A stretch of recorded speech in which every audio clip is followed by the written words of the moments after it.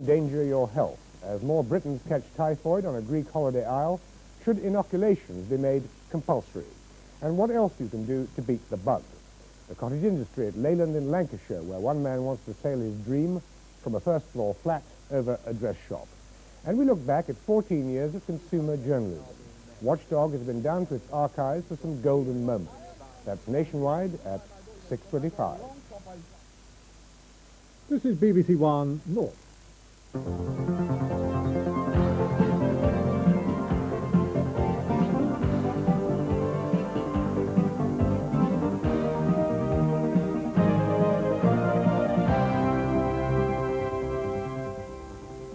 Well, this week being the last week of Nationwide, I'm sure you'll forgive our indulging in a bit of nostalgia, looking back over the past 14 years at some of the people and the subjects we've all known and loved, including, foremost among them, Bob Welling.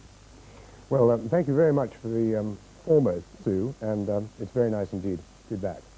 Tonight we're going to Leyland in Lancashire to look at a new cottage industry and the man who hopes to go to sea from a first-floor flat, plus 14 years of foot-in-the-door investigation. I think, sir, that if these allegations are being made, it is in your own interest for you to talk seriously to me about them. I am telling you now, you shouldn't be by my door, you know, because I got a long chopper inside it. You understand what I'm saying? Is that a threat? That's not a threat. Monday night for the last 3 years has meant Watchdog. But Watchdog is only the latest in a long line of consumer and investigative features which have appeared on Nationwide over the last decade. And in our final week, Watchdog's Hugh Scully has been down in the vaults, blowing the dust off some of our illustrious past programmes, and tonight he's taking a look back at all those consumer programmes.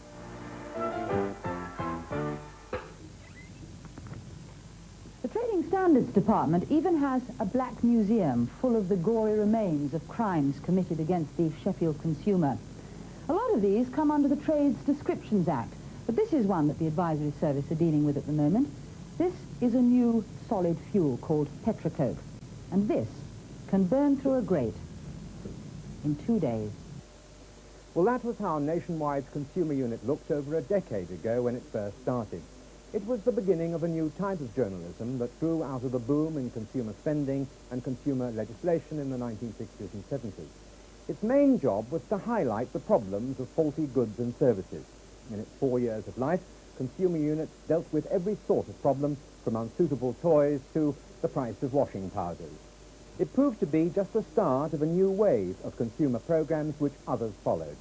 And on Nationwide came these.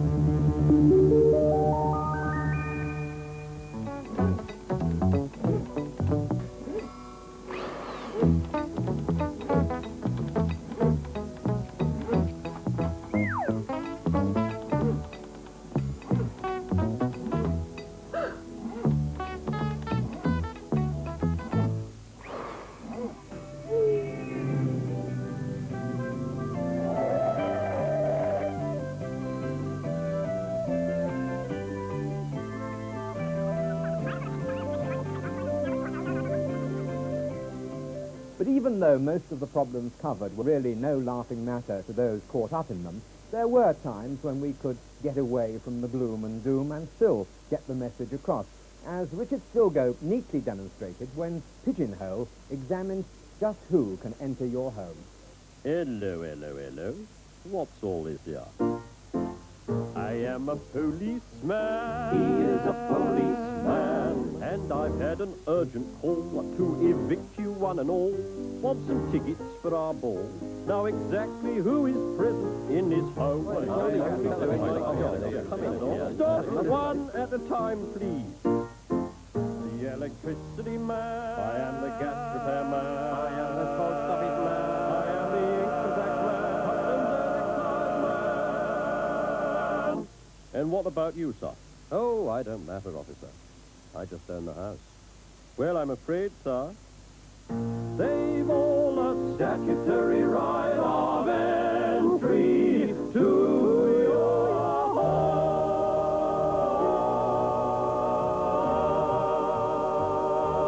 home. Well, Rosemary McRobert, there have obviously been times like that when we've enjoyed tapping the rich vein that Consumer Affairs have provided, but have we done any good? Yes, of course you have. I mean, quite apart from giving life and focus to all those case histories that you find and making people be on their guard and aware of what's going on outside in the marketplace, I think you also got behind some very important issues about the relationship between consumers and the people who sell them goods and services. But what strikes me is that so little has changed. I mean, shady directors are still able to hide behind our limited liability laws, aren't they? Yes, but I mean, I think that your program has been one of the instances where one has seen that our laws about the way in which bankruptcy operates or insolvency are rather out of date and need changing. And I think that that has created a public debate. There are government inquiries into the whole question of insolvency and bankruptcy, and I think you will see that the law will be changed so that defaulting directors can't, having made a good pile out of consumers and left them holding the baby, go on endlessly popping up somewhere else to do the same thing all over again. Where do you think consumer journalism on television should move from here? I think to do the kind of thing that she's been doing, good stories, putting the facts, well researched, in front of people, so that consumers have a kind of reference point for discussion. And I think organisations like mine depend very much on there being a climate of public opinion and discussion to give focus to the work that we do behind the screens. I mean, we terribly badly need television because it's one of the few sanctions we've got against private goings-on which ought to be made public, and to encourage much more accountability in the marketplace. September 1975 saw Nationwide's first regular investigative feature. Don't you think, sir, that if these allegations are being made, it is in your own interest for you to talk seriously to me about them? I am telling you now, you shouldn't be by my door, because I got a long chopper inside it. You understand what I'm saying? Is that a threat? That's not a threat, but I don't know what you come and do. You understand what I mean, right? Now, I don't want nobody else to come here again and talk to me. Of course, the concern went on till 1979, and in that time featured scores of disturbing stories. Among them, the brainwashing techniques of religious cults, the lack of compensation for the dependents of aircraft victims, and perhaps the best remembered, an exposure of the healing powers claimed by two psychic surgeons. The man is lying face down on the table. See, now, look at that hand. Why is he holding his hand like this? As he's going down, he's obviously got something concealed in the hand here. We'll see in a moment what that is. There, now you see the one hand is laid out flat. Now this hand will flatten out in a moment, just as soon as he's delivered the load. Now he's delivered the load. Now, here's where he... Now, look at that. Now, let's go back on that. This is blatantly obvious. This is a good piece of film, and we got the proof right here. This finger here, watch as he puts it in. It goes down and simply curls around. It's supposed to look as if it's penetrating right down into the neck, and it doesn't give that illusion at all. Well, over the last 3 years, it's been Watchdog that has carried on the tradition of investigating stories that have received little or no attention elsewhere. In March of this year, one entire edition of Nationwide was devoted to just one story. It was the case of the mentally handicapped Bruce Lee, convicted of the manslaughter of 23 people in 11 fires on nothing more than his own confession. Together with the Sunday Times, Watchdog commissioned a new examination of some of the forensic evidence to see if Lee could possibly have started some of the fires in the way that he claims. If you take away Lee's confessions from this whole story, what evidence is there left? There is no direct evidence that arson was ever committed. If Bruce Lee had been tried by a jury, do you think he would have been convicted? No, I don't. But there's also been a lighter side to Nationwide's investigations. Over the years, we've featured many delightful characters. Some were proud of their devious activities, while others remained the con men they were to the very last. Is this your name on the bottom of the letter here? I'm not at all. I have to look at this. What is it? Well, it is ours, but we're very happy for you to look at it. That's not your name on the bottom of that letter. You didn't go to the company in London to register that company. You're no part of this soliciting £2 million from the public. Certainly not. Is this news to you? Of course it's news to me. I've sold thousands of degrees at amounts ranging from £12.50 to £50 in all academic subjects. Anything you like, you can have a degree in. Engineering to medicine. And if you're a very wealthy man, would you charge more? I would. Well, some people would think that was a way of you getting around paying back the £6,300 improvement grant. Probably so, but if that's the name of the game, that's the way you do it, isn't it? Well, Andrew, week after week we've been chasing those characters. Very often it's been you doing the chasing with the microphone. What happens to them, as a rule, after their moment of TV stardom? Well, it's not our responsibility what happens to them. Our duty is to be journalists to show what they're doing. But very often, the authorities will move in some way if there's something they can do. But isn't it also true that many of them simply move to another town, perhaps with another name, and set up in business all over again with much the same kind of operations? Well, it does happen, and we have exposed that over and over again. But we don't make the laws. It's not trial by television. It's just revelation by television. It's then really up to the viewers to press their own MPs if they want changes in the law to stop that sort of thing. What about the allegation that may be made against us that we have spent rather too much of our time chasing the small-time villain rather than going for the big institutions and bureaucracy at its highest level?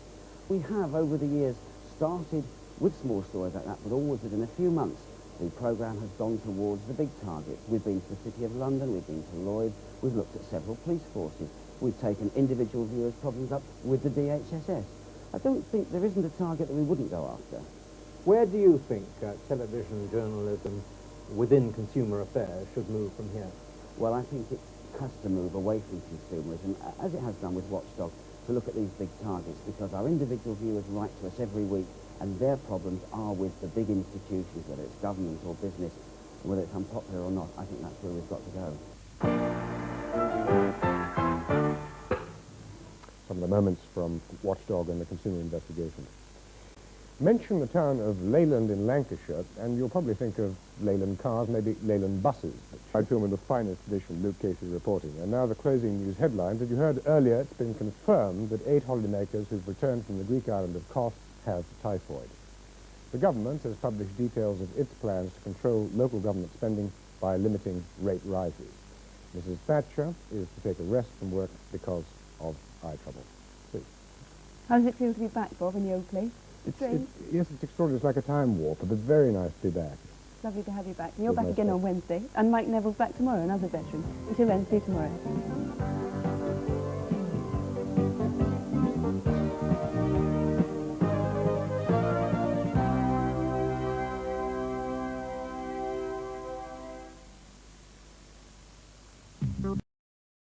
For the second in our series of nostalgic looks back to Nationwide's past.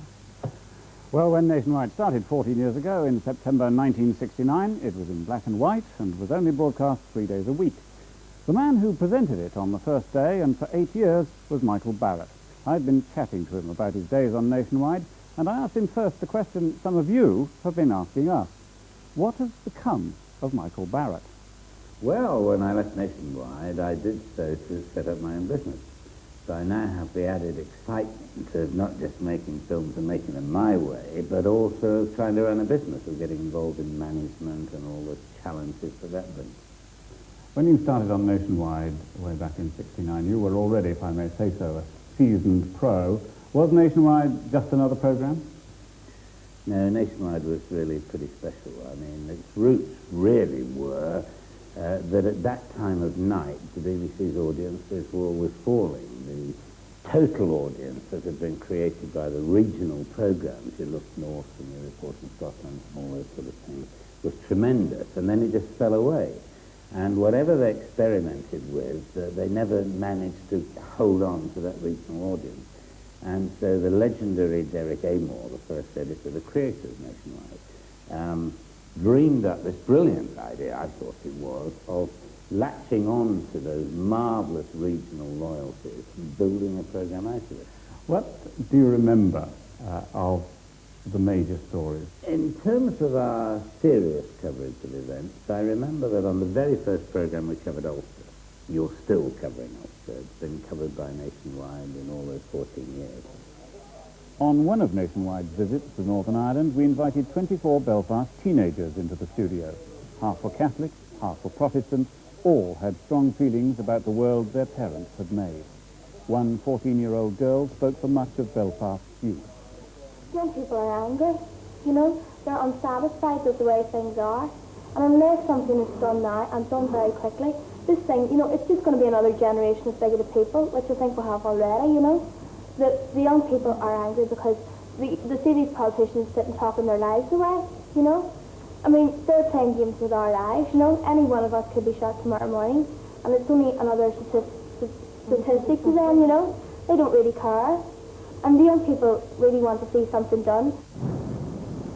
In the week that Ulster fireman Brian Douglas was shot in the course of his duty, reporter Bernard Falk spent a typical day with the Belfast Fire Brigade, sharing the danger and experiencing the terror of sectarian violence at first hand.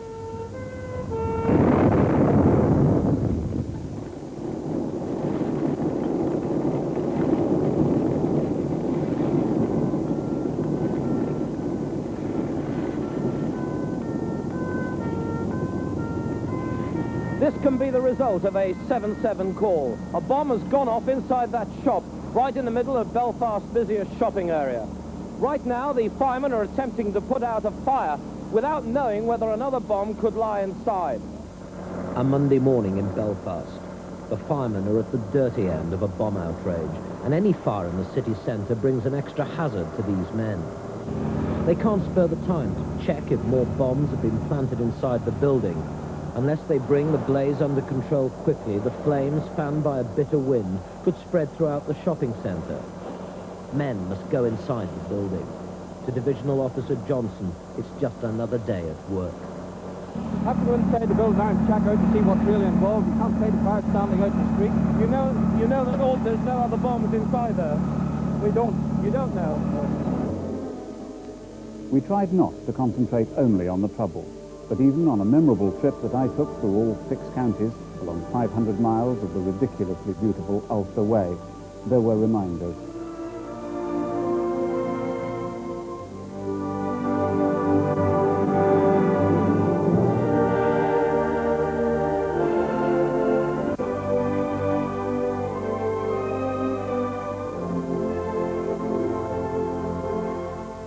This is a buzzard's eye view of the Mourns.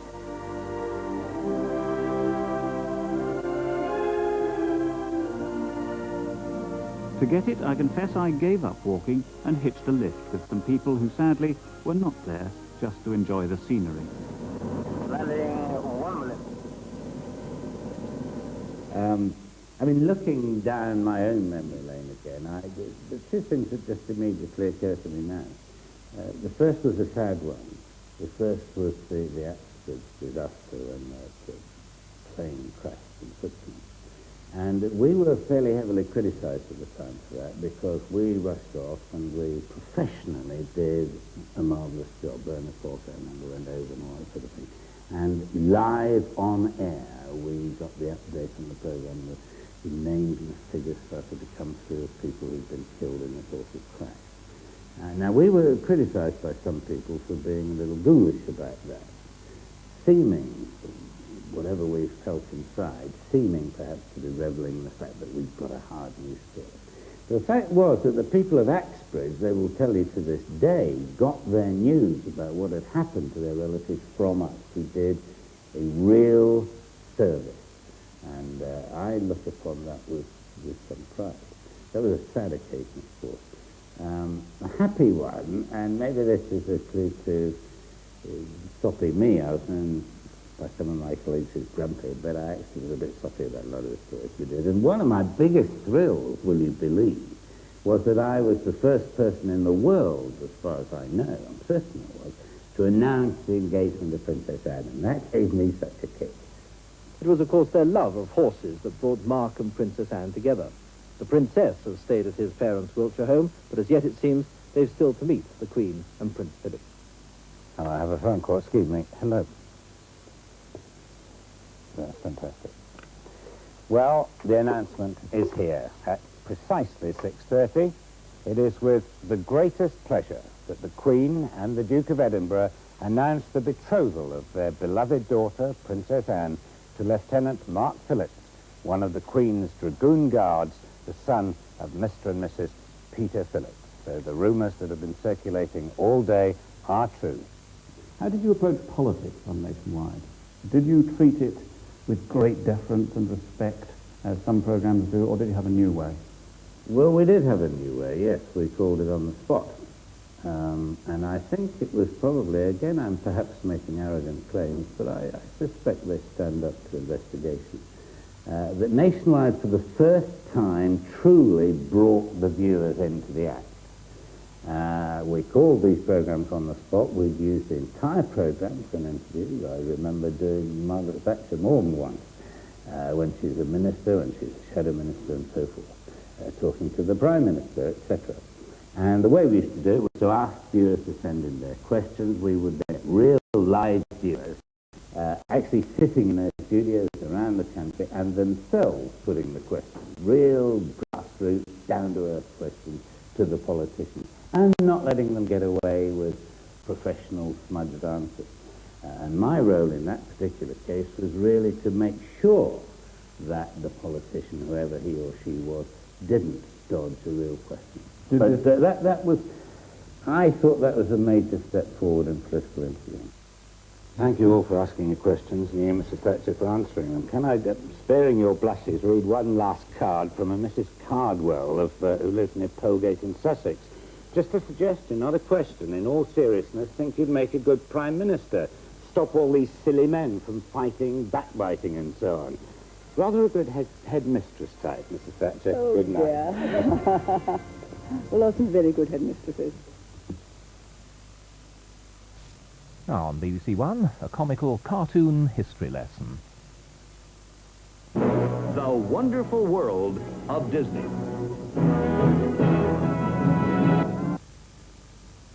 Tonight, is the United States drifting towards another Vietnam in Central America? And will Cuban communism continue to spread on the mainland? From John O'Groats to Land's End, we've been everywhere nationwide, and I've been looking through 3,129 programs to bring you a whole 10 minutes of magic from our archives. Gatcombe Park opens its gates to the public for the horse trials this weekend, and we'll be meeting one of its most famous riders, Captain Mark Phillips. That's all nationwide. Tomorrow night, have a very good evening.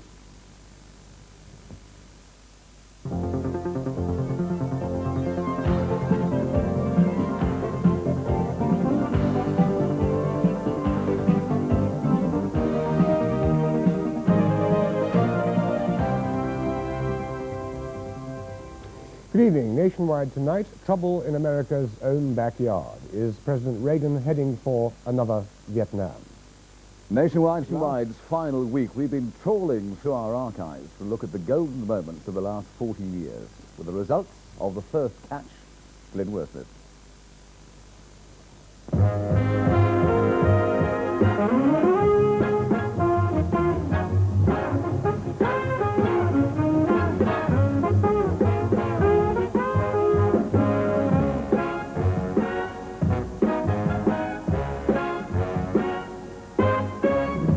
Good evening. Good evening. Well, there you are, the very first Nationwide titles and our very first presenter. Nationwide by name, Nationwide by nature. From the start, it was always the ambition of all Nationwide reporters to cover every nook and cranny, crook and granny, town, village and hamlet in the kingdom, in planes and boats and trains, and, when the money ran out, almost any form of transport we could lay our hands on, all in an effort to carry the Nationwide banner to every one of you, wherever you might be. And none travelled longer and further over the whole 14 years than Luke Casey, teller of tales and weaver of words. Once he even visited a place so remote that there were no viewers at all. All there was, he said, was Sweet Rock All. It's very choppy out there. There's a fair old swell going on. But anyway, they're going to try, they're having a wander around now to see which part of the island lends itself best to landing on. There isn't much, actually, because if you look, it's nearly all sheer cliff.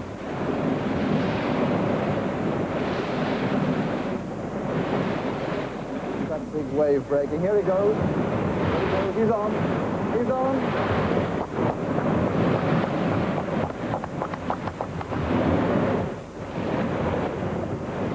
And there goes the Nationwide flag being hauled onto the rock. There it is. What is it? Well, I suppose that's it. The Nationwide flag is on. I think we're off. Eagles rise and look your eyes. And the water crush your shell, and the natural gas will burn your ass and blow you all to hell. Oh, rock on, you'll never fall. Rock on, you'll never fall. Rock on, you'll never fall. Luke Casey was possibly the only Nationwide film that didn't contain an interview.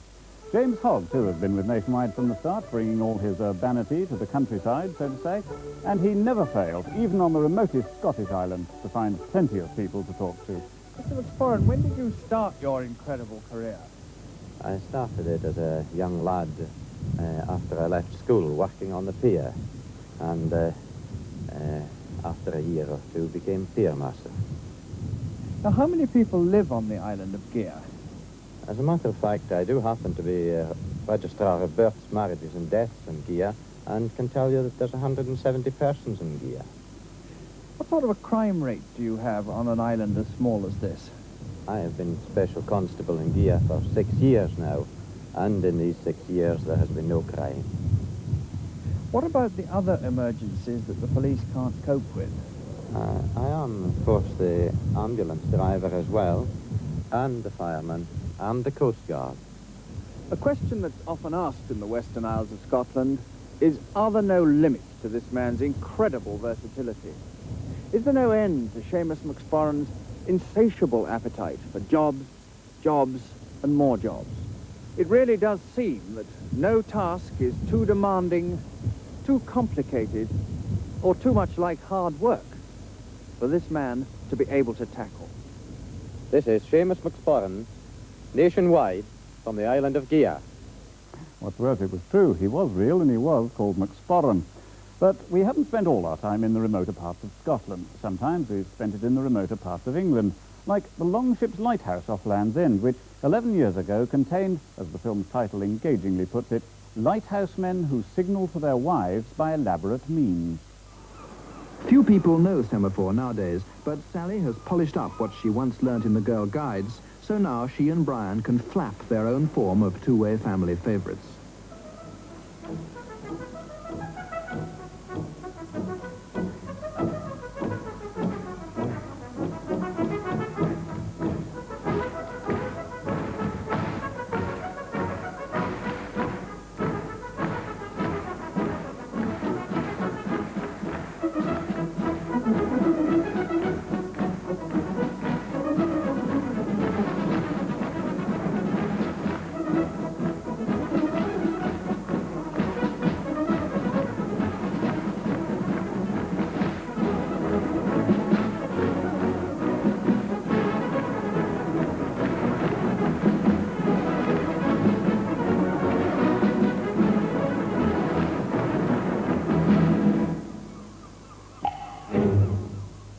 Longships, where the lighthouse is still manned and the wives still aren't.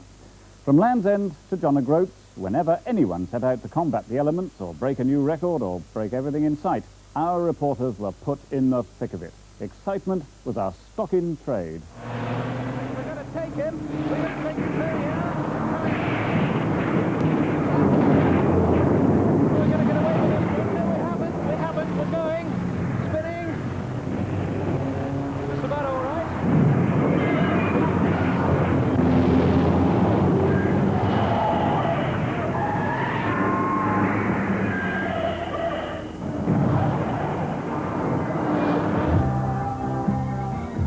'Heard on the radio that somebody could see the coast, and instead of having the second-by-second task, suddenly here's this headland that's like 4 miles away, and the headwind is getting even stronger, and I have to get to there. And so I really came very close to just, giving the whole thing up there, because it was just so obvious that there was no way that I could continue to fly that much further. We were coming closer and closer to the coast, and all I could see were rocks.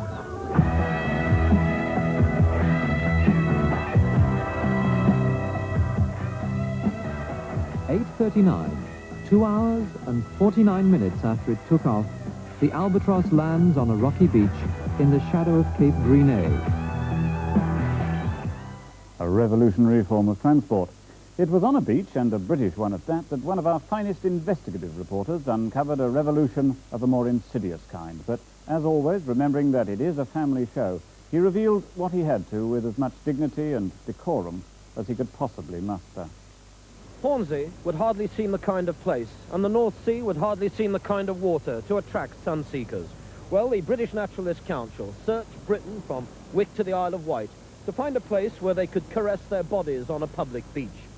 Finally, they came here to hospitable Hornsey.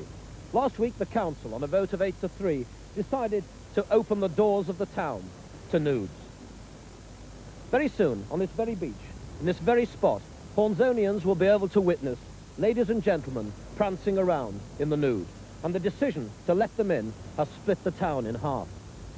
I think it's objectionable. Now, would you tell me why? Well, because I think there's all this sex and every wretched thing, more and more of it.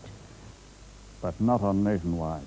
If we have a vice, it's reflected in the interest Nationwide reporters have traditionally taken in public houses.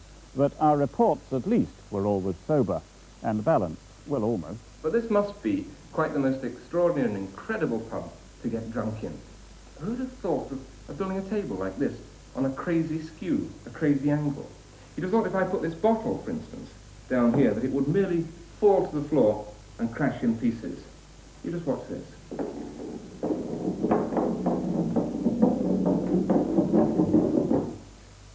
And now from rolling ups to rolling downs.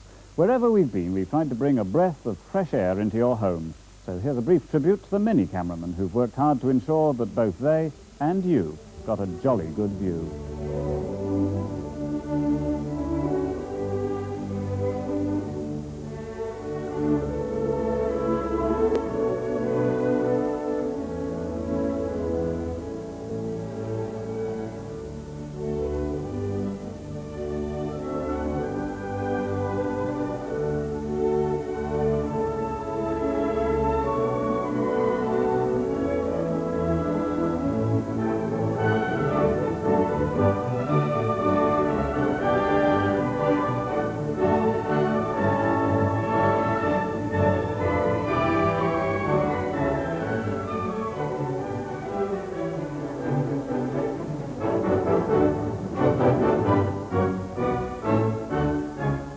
But however rugged the scenery, however hard the going, no Nationwide reporter ever lost his nerve.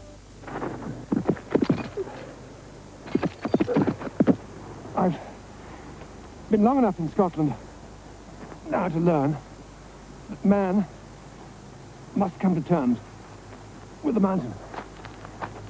By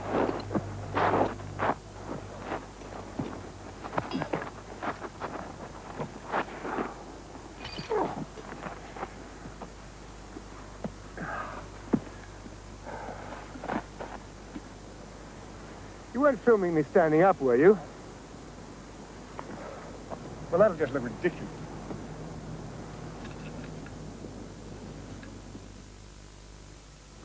How was it, Bob? You always managed to find a new angle. Well, I really felt as if I was standing on my head by the end of that. Yes, it was really rather... In fact, Sue Lawley, I remember, who knows a trick or two, about the trade, was absolutely convinced that I was climbing that cliff until they filmed me standing up. I was terribly impressed for a second, weren't you, Mike? Great. Do you do that up in the north? You used to do it climbing? And... Oh, we do it for real. Well, let's have a look at the news headlines before we finish tonight. The Prime Minister is having an operation this afternoon to repair the damage to the retina of her right eye. The news came after Mrs. Thatcher left 10 Downing Street and visited an eye specialist. It also became known that she had had an earlier operation on Sunday, which has not been completely successful. She's expected to stay in hospital for 2 or 3 days. At Belfast Crown Court, 3 men have been found guilty of the murder of a part-time member of the Ulster Defence Regiment. They're the latest terrorists to be convicted on the evidence of the so-called supergrass Christopher Black in a trial which has lasted nearly 9 months. 34 people have been convicted so far, most of them belonging to the IRA. A settlement has been reached in the dispute which has stopped publication of the Financial Times for the past 9 weeks. The National Council of the Print Union, the NGA, has accepted a formula put forward by the management. And in Sri Lanka, official figures show that nearly 300 people were killed in the past 11 days of rioting. and they also show that more than a third of the minority Tamil population in the capital, Colombo, the main victims of the violence, are now in refugee camps. Well, we'll be back tomorrow when Glyn Wordsmith will be taking another nostalgic look through the best of the Nationwide archives. It's also the final film in our Exile series, in which Val looks at how people who've been forced to leave their own country have coped with starting a completely new life in Britain. And this week's film is about James Manchin, former president of the Seychelles, who went into exile when his government was overthrown. A reminder, too, that on Friday, our old colleague Frank Boff will be here to conduct us on a rather special tour of the Nationwide regions with the music of Richard Stilgoe. You going to be involved in that, do you think? Yes, I'm going back to Newcastle tomorrow, but I gather we're doing something from the studios and various things. Does it feel like 14 years of Nationwide? It does, yes. What about you, Val? No, it doesn't. I think it's terrific. It's lovely working with you both again. Right, well, good night then.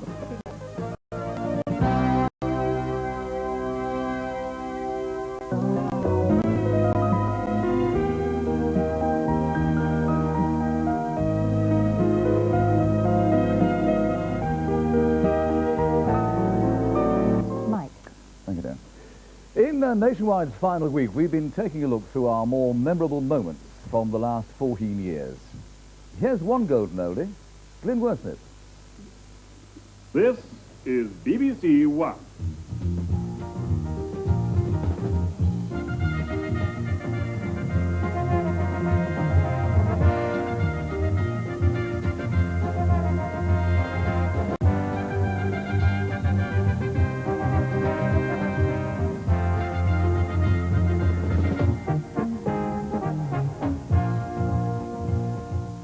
Good evening. Another set of music and titles that came and went. And today, 24 hours before Nationwide itself will have come and went, let's look back at some of the great British characters that you've asked to meet again. Morecambe's 9:30 on an August morning. A similar scene must have taken place when Barnes Wallis bounced his bombs on another beach. A small knot of men. The anxious faces. The big project.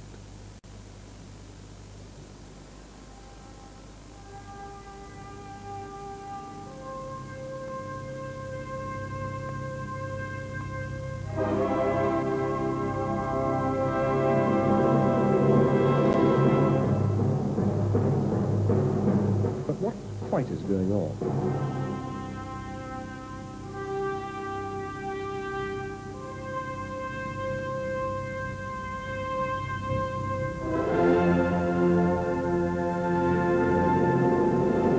And what, for instance, is that? And who is he? Well, he, of course, was a curate from Lancashire who walked across the Sahara Desert pushing a Chinese sailing wheelbarrow, thus confirming the Nationwide axiom, when in search of entertainment, cherchez le vicar. He'll always get you off on the right lines.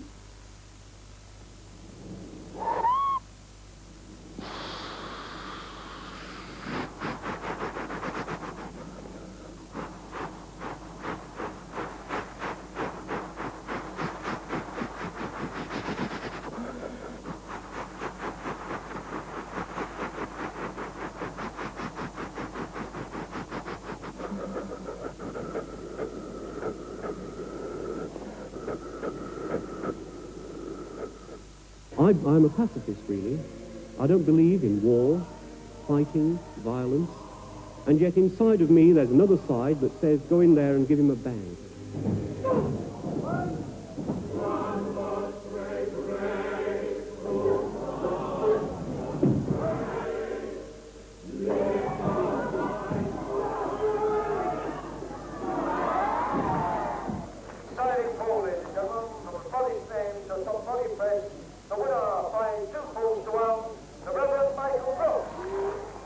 Muscular Christianity. It's a good job his church wasn't in Dundee, or he might have faced strong opposition from the older generation.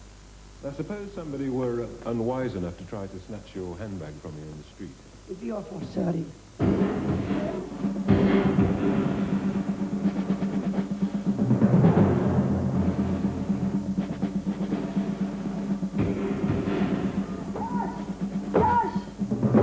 Take that. Mrs. Annie Sweeney, at 75, a black belt at karate. Yes, there's no doubt that over the years, the senior citizens nationwide have been jolly sporting. Like Fred Davis, the elderly ball boy who at Shrewsbury Town reached the parts other ball boys couldn't reach.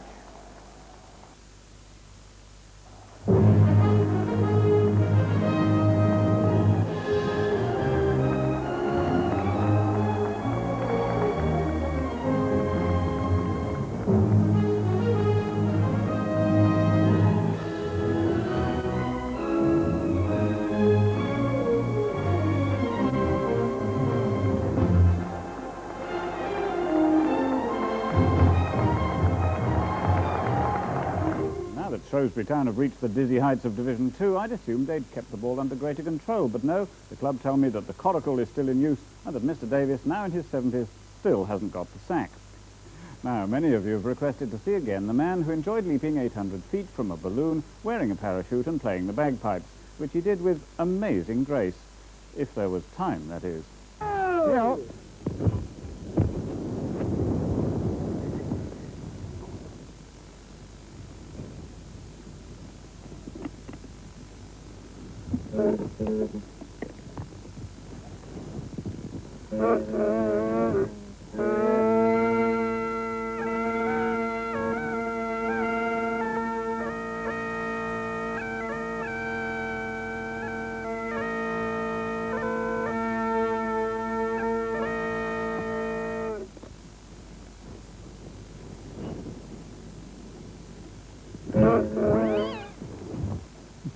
And that was the sound of his lungs. You should have seen what it did to the bagpipe.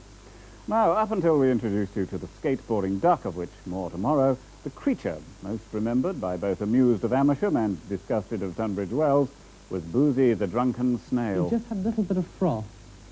Hold on, I'll put him down for some more. Can you see the mouth? Yes, I can. Lapping, look at the mouth. It's the first drunk we've ever had on Nationwide. Thank you very much for introducing us to him. It's a pleasure. Thank you. And whether he collapsed from drunkenness, the heat, or sheer boredom, we never discovered. But in the studio, we were never bored for long. Well, gentlemen, we now have a golden opportunity, in fact, to have a little preview of what might happen in September if you do meet in Egremont. Will you please gurn together?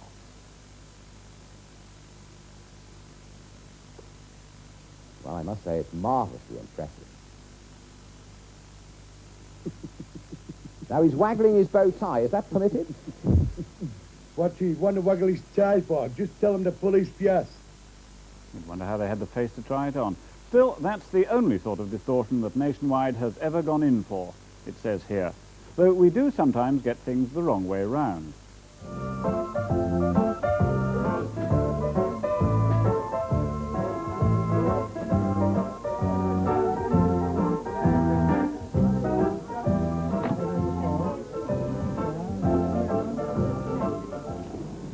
What started you off on drinking upside down? Oh, I read about it in a paper, and an Englishman did it. 2.5 pint and 2 minutes 45 seconds. So I thought I could do better. And it was at this point that Philip Tivenham decided that he too should put his feet up and have a quiet drink.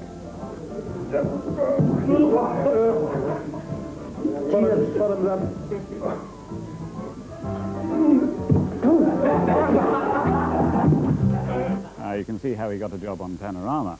And now... From Manchester, we bring you the unique Mr. Tony McCabe, a man who claims he can jump on hen's eggs and human noses without breaking them. Well, just too high. I've got to come down to it, you see. No, rabbit. Mr. McCabe, I'm losing pace. What's that?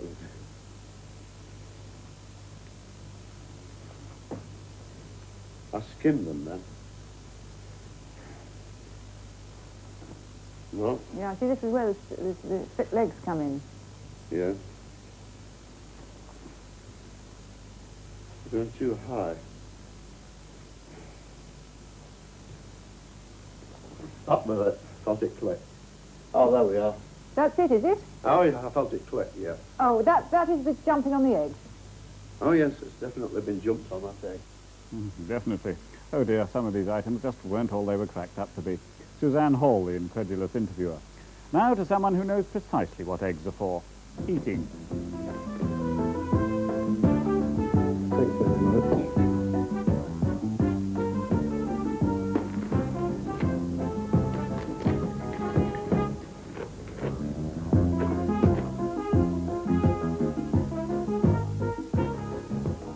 Very charming. Finally, if you think we've been sitting back watching you making fools of yourselves all these years, well, I assure you the reverse is also the case. There have been plenty of occasions when we've had egg all over our faces. Hawkesbury is one of those strange anachronisms you find all along the canals. So strange, I can't remember what it's about.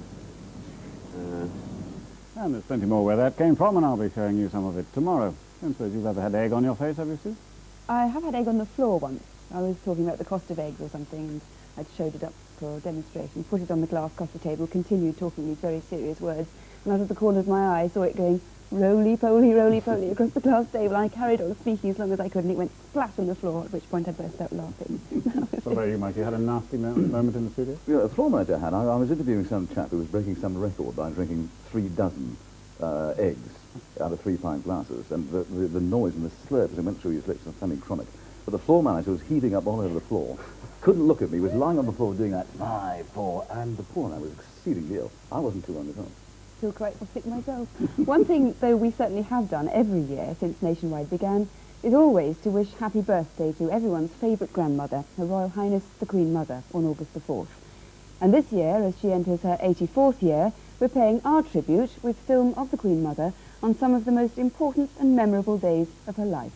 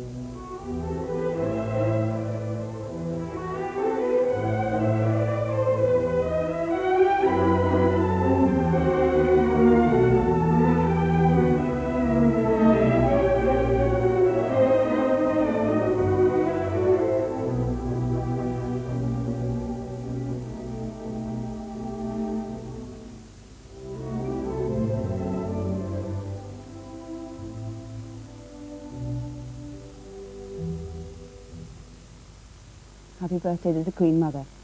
And our Nationwide tomorrow night is a sad day for us all, because after 14 years, the programme is coming to an end.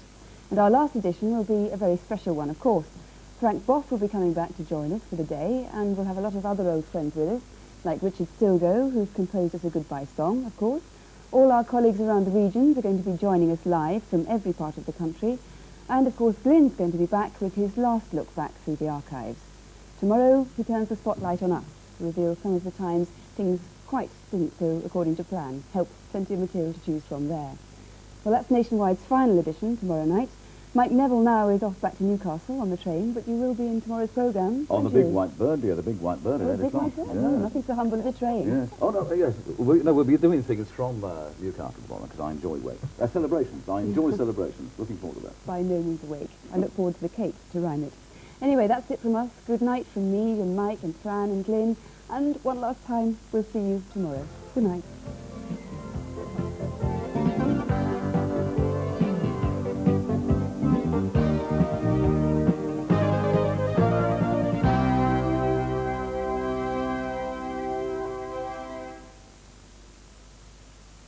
Tom and Jerry.